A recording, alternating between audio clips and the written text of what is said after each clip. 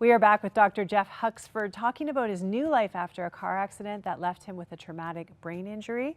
I finished the first half of our interview saying that you had received some difficult news from the doctor. What is he saying?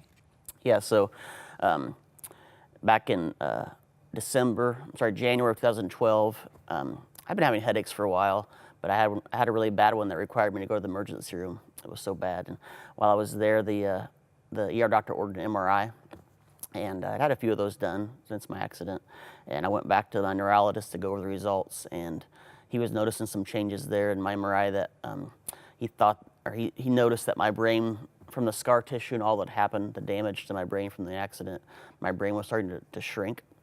He was concerned about my future as a doctor, I wasn't making medical mistakes yet. I was still practicing good medicine, but he was worried that if I went too much longer, that might start happening, so he had me retire like that day, basically. Wow, that's so Yeah. tough.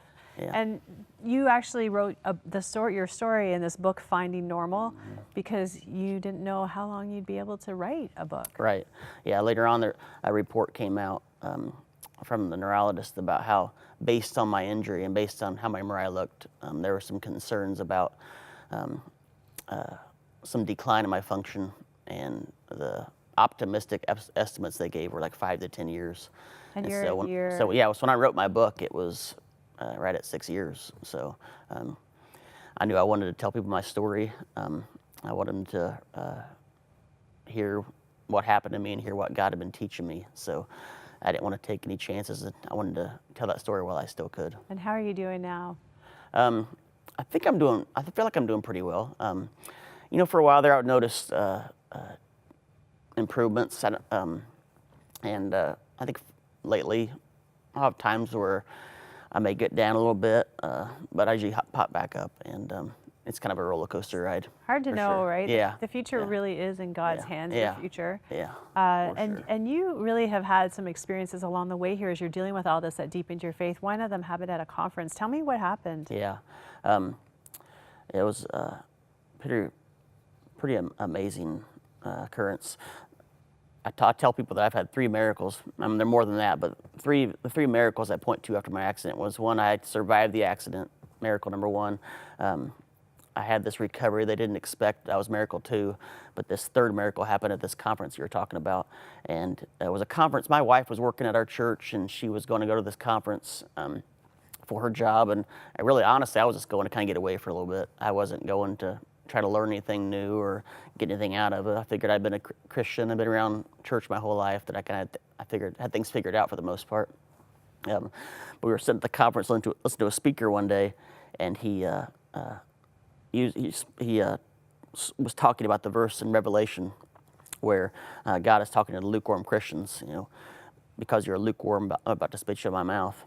It's that whole idea that you have a faith, but you're not really pursuing it. I wish you were either hot or cold, but exactly. So I'd heard that verse growing up. I mean, I knew about that verse, but I think in the past, I'd always heard that verse and thought, man, I feel bad for those lukewarm people, because they don't know what's coming to them.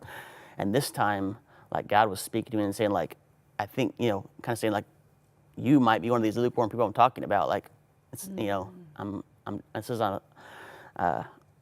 trying to wake you up here, and again, I was well into my recovery, and but yeah, when I heard the verse that time, it was like a wake up call for me, and it haven't been the same since. Yes, yeah. I think life circumstances like what you went through many times cause us to think about our life differently, think about what we're doing with our life differently. Yeah. I'm thinking about people watching right now. I know there are people watching right now who are struggling. Some of them might be in the hospital watching us right from the hospital room. I saw that. I spent a month in the hospital this summer. I know how trying to have hope is a hard thing. What would you say to someone watching right now who's going through a dark time?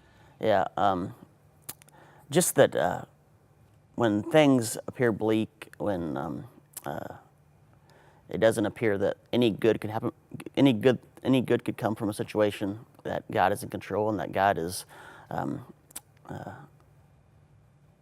in charge of your story, and that God wants to make something beautiful out of your life. Coming from you, that means a lot. Thank you so much for coming to share your story today. We want to make a resource available to you. Maybe you're in a dark situation and you're saying, I can't relate to what Jeff says. I can't see how God's in control. I don't know where this is headed. And maybe you're just feeling really, really scared. We would love to help you process that and maybe even start a conversation with God about what's happening to you. If you want someone to pray with you, we have that number on your screen right now. You can call any time of the day or night. It's 1-866-273-4444. We'll be right back.